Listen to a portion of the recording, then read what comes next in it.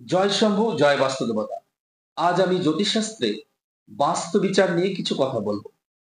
যে কোনো গৃহ নির্মাণ করার পূর্বে বাস্তুবিদকে দিয়ে বাস্তু বিচার করিয়ে যদি আপনি গৃহ নির্মাণ করেন, তবে আপনার জন্য সেই গৃহ উত্তম। কিন্তু ধরুন আপনি বাস্তু বিচার করাননি, পরবর্তীকালে বাস্তুবিদকে দেখিয়ে দেখলেন আপনার বাস্তুর কিছু ভুল হয়েছে, তার দরুন আপনার ক্ষতি হচ্ছে। সেই ক্ষেত্রে নতুন করে আপনার গৃহ নির্মাণ করা সম্ভব না। কিন্তু আমি কিছু পদ্ধতি আপনাদের বলবো, সেই পদ্ধতিগুলো পালন করলে আপনার গৃহ নির্মাণে অত্যন্ত ভালো হবে। নতুন করে গৃহ নির্মাণ না করে আপনার সমস্যার সমাধান হবে। সেটা হচ্ছে, ধরুন আপনি ঈশান কোণ নিয়ে প্রথমে কথা বলি আমি। ঈশান কোণ, আপনারা সবাই জানেন ঈশান কোণ কাকে বলা হয়। আমি ইতিপূর্বে বহুবার ঈশান কোণ নিয়ে আলোচনা করেছি। উত্তর পূর্ব কোণকে ঈশান কোণ বলা হয়। গৃহের উত্তর পূর্ব কোণকে ঈশান কোণ বলা হয়। ঈশান কোণ অবশ্যই, ঈশান কোণে অবশ্যই মন্দির, ঠাকুর ঘর, তুলসী মন্দির বা বাড়ির প্রধান গেট, দরজা এগুলো হওয়া উচিত। কিন্তু এগুলো ধরেন আপনি করতে পারলেন না, ভুল করে আপনি সেখানে টয়লেট বাথরুম বানিয়ে ফেলেছেন। তার সমাধান কিভাবে হবে? না, তো সেই ক্ষেত্রে আপনাকে সামান্য কিছু পরিবর্তন করতে হবে। আপনার সেই টয়লেট বাথরুমটাকে কিছুটা ভেঙে ওটাকে আপনি স্নানের ঘর বা ওয়াশিং মেশিন রাখার জায়গা বা কল ঘর করে ফেলুন। এরপর আপনার টয়লেট বাথরুমটাকে বায়ুকোণ মানে দক্ষিণ পশ্চিম কোণ, ওই কোণে নিয়ে যান।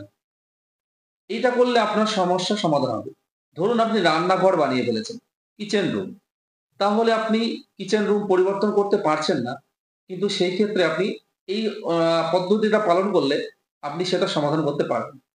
আপনাকে সেই কিচেন রুমের দক্ষিণ দিকের দেওয়ালটা খুলে দিতে হবে। তারপর আপনার বাড়ির দক্ষিণ পূর্ব কোণে, বিশেষ করে দক্ষিণ দিকের দেওয়ালে একটা বড় আয়না লাগাতে হবে।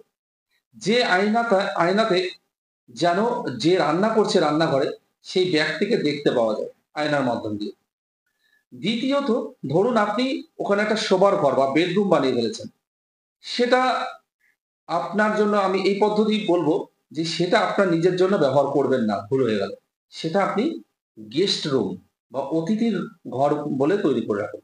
সেখানে কোনো ভারী বস্তু রাখবেন না, যেমন আলমারি, ফ্রিজ এসব রাখবেন না। আপনি এক্ষেত্রে কি করবেন? সেই ঘরের ঈশান কোণে, সেই ঘরের ঈশান কোণে উত্তর পূর্ব কোণে আপনি একটা জলের ফিল্টার, তারপরে হচ্ছে মাছের অ্যাকোরিয়াম, বা আপনি একটা বড় লাগাতে পারেন, ছবি লাগাতে পারেন। যে ছবিটাতে ঝর্ণা বা পাহাড়, পর্বত এই জাতীয় একটা সুন্দর ছবি থাকবে, সেটা আপনি ওই দেওয়ালে লাগাবেন। এর সাথে, সাথে আপনাদের আমি একটা কথা বলি। যদি আপনি আপনার বাড়িতে উত্তর পূর্ব কোণে একটা দেওয়ালে যদি আপনি একটা কৃত্রিমভাবে তৈরি করা ঝর্ণার ব্যবস্থা করেন, ঝর্ণা জলের ব্যবস্থা করেন, তাহলে বা অ্যাকোরিয়াম মাছের ব্যবহার রাখেন, তাহলে আপনার জন্য অত্যন্ত ভালো ফল আনবে গৃহে। এই ছিল আজকের বিষয়বস্তু।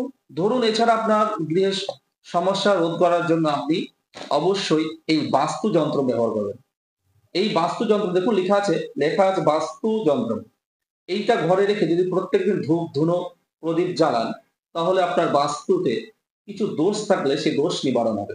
এটা আমার কাছে অ্যাভেলেবল আছে, নিতে পারবেন এটা। তো জয় শম্ভু, এই ছিল আজকের আপনাদের জন্য কিছু পদ্ধতি, জ্ঞান বলুন আর শিক্ষা বলুন, যাই বলুন নিবেদন করলাম।